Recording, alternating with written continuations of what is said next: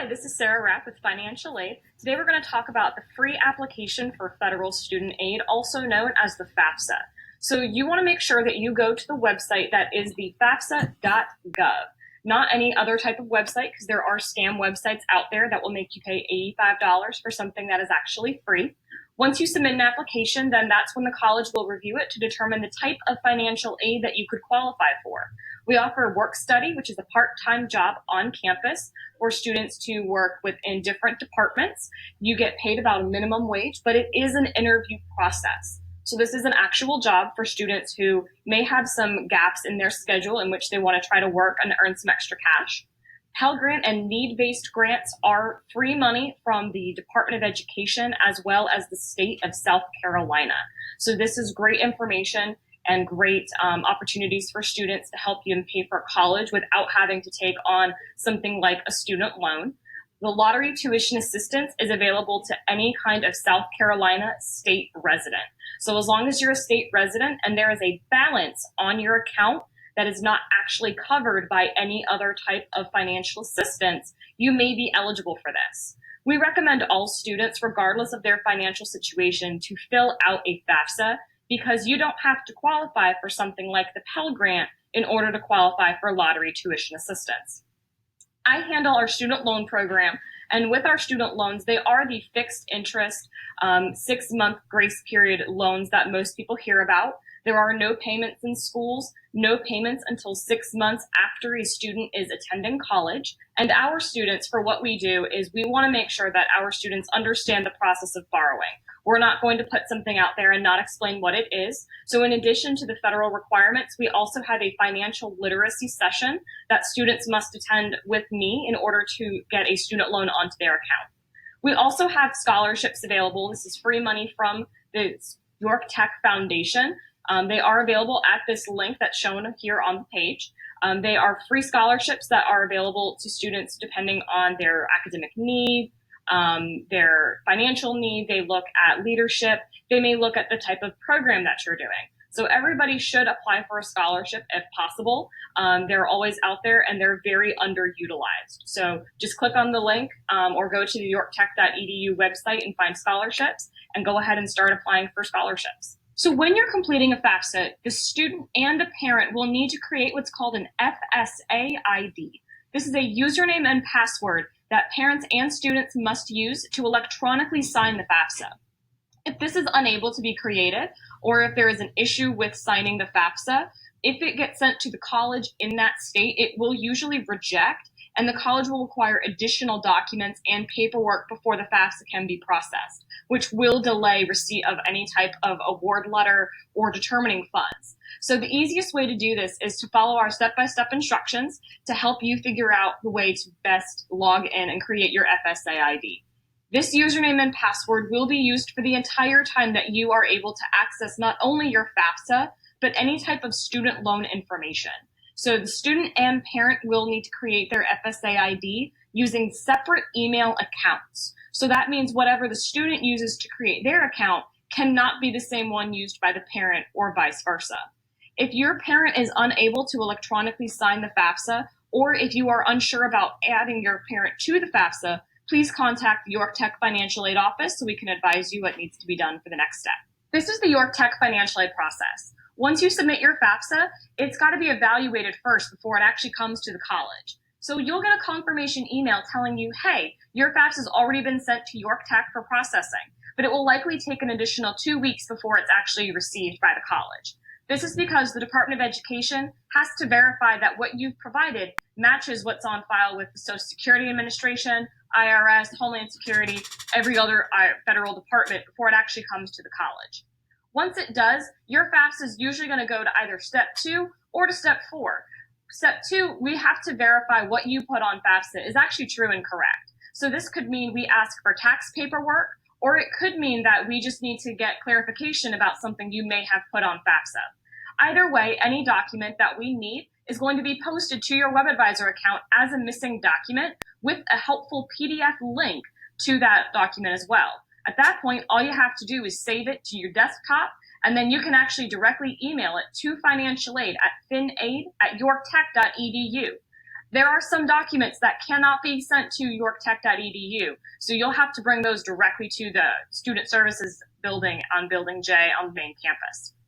In addition to normal documents like IRS tax transcripts or maybe a certification of degree form, we do need to confirm that a student graduated or has some type of high school credential. So students will have to submit their final official high school transcript or a GED score report to the financial aid office in a sealed envelope. This envelope will be evaluated by academic records first to ensure it is in fact official. Remember that if you unseal the envelope, it is no longer official and you will have to request another one. Once all documents have been received, or if your FAFSA processes with no issue, you'll need to complete the accept or reject process in WebAdvisor. If you're not sure about how to complete this process, we've provided a helpful handout for you in the Financial Aid Resources section that details the steps on how to do this. Please note that all financial aid is awarded in the accept or reject process. So you could have something like Life Scholarship, a Pell Grant, and a student loan all together in your WebAdvisor. For your help, we have automatically separated them out to what's a scholarship and a grant, or money you don't have to pay back, and what's a student loan and has to be repaid in the future. You'll want to make sure that you discuss as a family to see if a student loan is actually something that you'll want to do. Once you accept the financial aid, it will show on your account. Student loans do have that additional process though, so they'll take a little bit longer to show up. So once financial aid has processed and been posted to your account, any student who has excess funds or a negative balance on the account can use this as a refund check. So what ends up happening is we have two different ways of doing this. Our students primarily will use this extra financial aid availability to go to our York Tech bookstore and purchase textbooks. Anything that remains after that, after textbooks have been purchased, we will refund back to students. This is usually about 21 to 30 days after attendance has actually been established in all of your classes. So no refunds go out the week that classes start or anything like that. We allow students to use their credit in the bookstore to help purchase their textbooks, but any other financial aid refund, so if you have a student loan or if there's just extra after you purchase textbooks, those would be refunded back to you later via the card that you get in the mail, which I'll go over here in a little bit as well. It's incredibly important for any type of student refund process that attendance be established. Attendance is established by sitting in all of your classes for the semester before that refund can actually take place. So keep in mind that if you have classes that don't start until possibly a 12-week term, or maybe you have a second term that starts in the midway of the semester, then financial aid may not be able to actually post in full for that term before that class actually starts. At that point as well, it can affect the amount of a student refund that would process.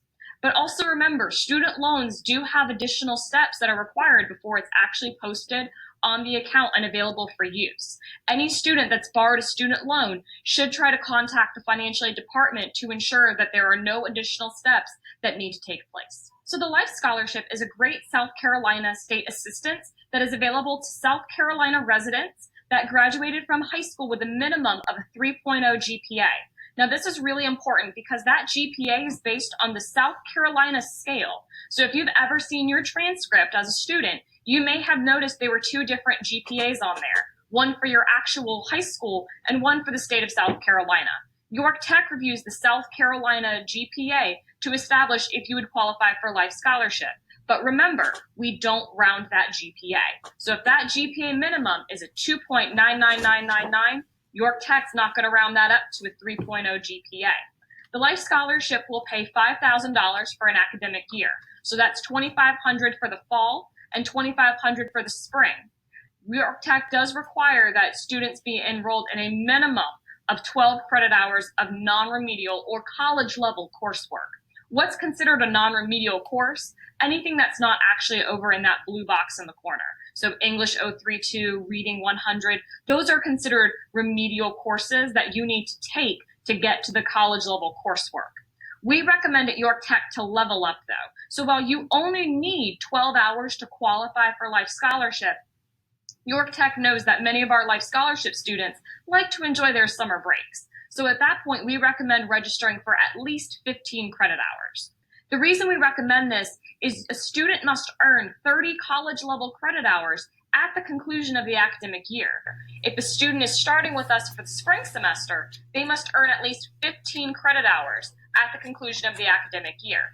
So for example, a student who attends fall and spring would take 15 hours, and 15 hours have met their 30 and would be able to take the summer off before having to take additional courses. Summer term can be used to take additional courses if needed to either meet your 30 credit hours of coursework or make sure that you're meeting that 3.0 GPA. But remember, summer term usually cannot be used with the Life Scholarship as well. So additional ideas of how to figure out financing would need to take place. So summer term cannot be used as either the first term of enrollment or usually cannot be used to actually receive the Life Scholarship. It can, however, help to increase your hours as needed. If you have dual enrollment courses that you have transferred into York Tech, maybe you took English 101 already and you're looking to use that as a college level credit, you may not have to take that course, but that college level credit can apply towards the 30 you already need for that first year. So you'll want to make sure that you communicate with your admissions counselor about any previous courses you may have taken as a dual enrollment student. So if you still have a balance on your account and the payment deadline is approaching, you have 2 different payment plans available to you to help secure your classes before our payment deadline. We have our Nelnet payment plan, which includes a $25 fee to actually set up the plan. But keep in mind, this is a more strict payment arrangement. A percentage of the balance is due when setting up the plan, and then the balance is then divided evenly among the remaining months in the term. So it depends on when you set up this plan and how many months remains as far as what your payments could look like. The payment plan accepts debit, credit card, and will set up an auto withdrawal. So the next month, if that funding is not available in your account and it's going to auto draw, you may want to reach out to discuss the payment plan effect that would have. You would sign up for this through WebAdvisor. So whatever your balance is showing on your account, this could be before or after financial aid. That balance on WebAdvisor is how they are going to calculate your payment plan. So if you are knowing for a fact you're going to receive lottery funds, but you don't want to use a student loan and that's the only remaining option for you, you would want to wait for that lottery to show on the account and then sign up for the Nelnet payment plan for the remaining balance. Books are not included in any of our payment arrangements, either the Nelnet payment plan or is the pay-as-you-learn, and this is because textbook cost varies dramatically depending on how you purchase your textbook.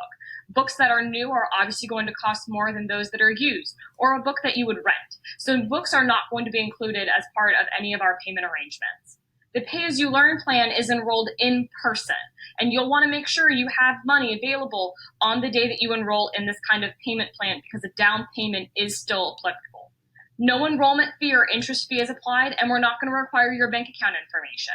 This is applied for in person in enrollment services in Building J at our one-stop center, and it offers more flexible payment options. While the Nelnet payment plan is a percentage that's going to be drafted every month, this offers more weekly, semi-monthly, bi-weekly payment options depending on how your actual pay schedule works, and they'll confirm with you what your actual payment amount is. Please note that while these payment plans exist to help you secure your classes, if you are in a situation in which you are just waiting for financial aid to kick in and take place because you're waiting on a tax transcript or you may be waiting for other documents to finalize, you can set up the payment plan to secure your classes and then cancel the payment plan once you have actually accepted financial aid on WebAdvisor. At that point, you would then be refunded back whatever the combination is between that payment and financial aid. The financial aid office at York Tech, though, can never guarantee that the amount that you pay up front as part of your payment plan will be refunded in full back to you. This is because we have no way of guaranteeing the amount of financial aid a student will actually receive for what they are awarded. So once a student has been accepted to the college, they'll receive a York Tech ID card. This will come in a bright green envelope from Bank Mobile. It is not a credit card, though. Even though the example shows a MasterCard, this is to be activated as a debit card. And this only happens when money is loaded onto this card. So if the college ever states that a refund is being submitted to a student, this is where that funding would go. But remember, refunds are specific only to if there is an overage on the account. Not all students get a refund. And all financial aid, life scholarship, things like that must pay to the college first before any refund can be given. So when a student gets this card, no money has been loaded onto it yet.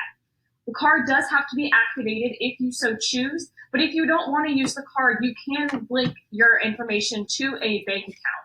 Usually it processes a little bit extra time, about 2 to 3 business days, but it just varies depending on your bank institution. The card usually will have funds deposited within 24 hours, as it varies depending on when the college has actually processed and sent information to BankMobile. All of this information gets mailed to whatever address the college has on file from when you submitted your York Tech application. That means that if you changed your address recently, you're going to want to confirm that the information is actually correct. This can take up to 2 weeks after classes begin before it actually gets sent to students. So even if you got this card, you have friends who got their card in the middle of July, some students may not receive it until sometime in the middle of August or depending on when their classes start. For security purposes, this card is FDIC insured, just like all bank cards are. And we do also have an ATM on campus if students need to get bank information or if they need to get cash on hand for things like that. So while you're a student at York Tech, we know that financial aid is going to be a continuous process for you. You may decide that one year you wanted to borrow a student loan, the next year it may not be necessary. But when you have those kinds of questions, if you have circumstances that you're unclear about, we have Financial Aid TV available to you from the college. It is available on yorktech.financialaidtv.com. We also have links on the website. Just look for the little green icon and it'll take you directly to this portal. There are short video clips attached to all of our videos. So it could be an introduction or a tutorial video on the FAFSA. And at that point, it's going to say how to actually complete that step. There are basic questions. These videos range from 30 seconds up to 5 minutes, depending on the information that's given. There are playlist options for parents. There are student loan repayment and credit card information for students as well. So it's a lot of financial literacy and general information. Please note, though, this is not going to give specific guidance as to your financial situation. So if you have a concern about what would happen if I drop a class, or is my financial aid going to be affected by some kind of scenario, then that's when you would need to come in and directly speak to a financial aid counselor so that we can properly advise you. Additionally, we have in our financial aid resource section a financial aid guide. And part of this is there is a section in there that we want you to pay specific attention to. And it's on pages 6 and 7 of that marker. It is keeping your financial aid and programs that are ineligible for financial assistance. We have various programs at York Tech that may not be approved to receive federal student aid or state financial aid. Some of these can include the basic welding certificate or basic electricity certificate programs. At that point, the student would need to pay out of pocket for those programs. So it's important when a student is looking to change their program, if they're in the associates for welding and they suddenly decide that they only want to get the certificate, it's important for students to communicate with financial aid about that, so that way they're aware if the program they're going to change to is going to potentially remove their financial aid eligibility. Additionally, when it comes to keeping your financial aid, all financial aid offices will measure not only a student's GPA to make sure they're performing academically in classes, but also to make sure that the rate at which they complete courses is also being effective. So if a student is attempting full-time courses, but then withdraws from all of them, that's not going to look very kindly with financial aid. And at that point, the student may be in a warning scenario, or there could be circumstances that are going to be affected. At that time, again, you would want to reach out to financial aid, have a conversation with a counselor so that we can properly advise students. These situations are vast and cause a lot of different problems for a lot of different students. And there, in some cases, are extenuating circumstances that we understand. This is why we also have, if a student were to get suspended from financial aid for any reason, we do have an appeal process. So that way, if there was some type of medical illness or death in the family that substantially affected the student's ability to complete, we review those options with you to discuss what kind of opportunities can be taken to potentially regain financial eligibility or steps to look at moving forward.